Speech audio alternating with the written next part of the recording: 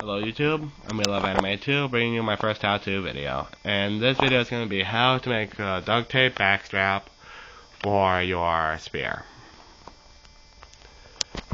And yes, it's all just duct tape, and yes, I would trust this even if I was in a situation where zombies would be attacking me, or if I was in some sort of weapons fight or something like that.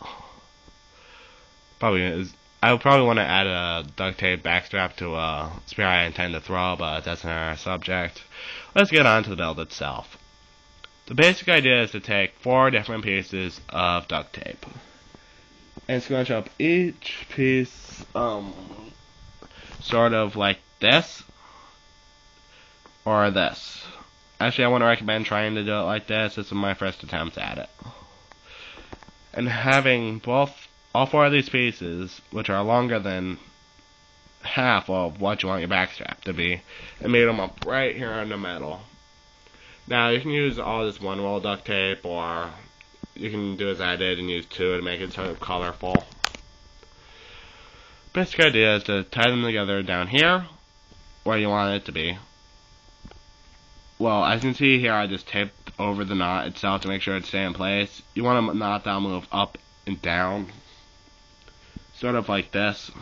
Has a tail, and then a piece that would go off to be the backstrap itself.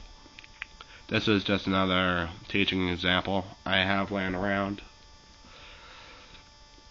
So yeah, instead of having it taped down like this, you want it to be able to slide up and down, so when you're fitting this backstrap to you, you can find, alright, this is where I want this little circle to stay, and then you can just tape it from there. So yeah, just crumple them up like so. You want to avoid something like this. Well, having a piece sticking out like this, I mean, having it flat like this is great. You want to make sure that none of the stick sides are sticking out. That'll cause it to stick to you or stick to somebody else or something else, and really that just doesn't make for a good backstrap.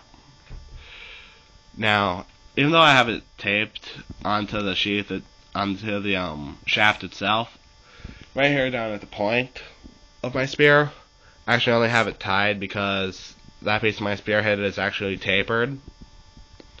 So it basically sends out between the shaft itself and when it begins the spearhead.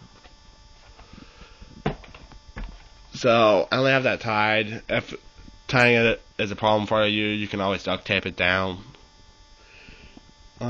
Hell.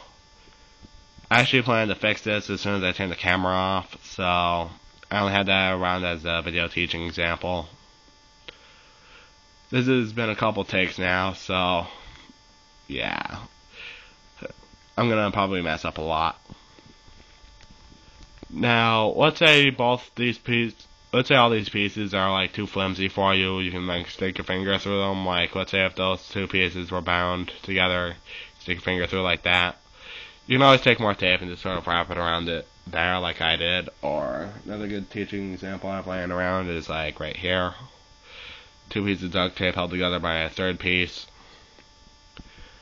Just our first try and teaching example. If you know box nuts or nuts in general, you could probably switch it up by using some of them. These aren't actually knotted when you get to the middle, they're just bound together by a whole bunch of different pieces of duct tape. I believe 5 or 6 did the job of binding those 4 ends together. And I took a second kind of duct tape because I wanted to make it sort of look colorful and cool looking and just save the theme, you know. So yeah, just make sure those 4 ends are bound together pretty good. You want them to actually overlap each other, so yeah, you want them longer than halfway. Like some of these 2 pieces right here would come like down to here, and these 2 pieces down here would come all the way up to here.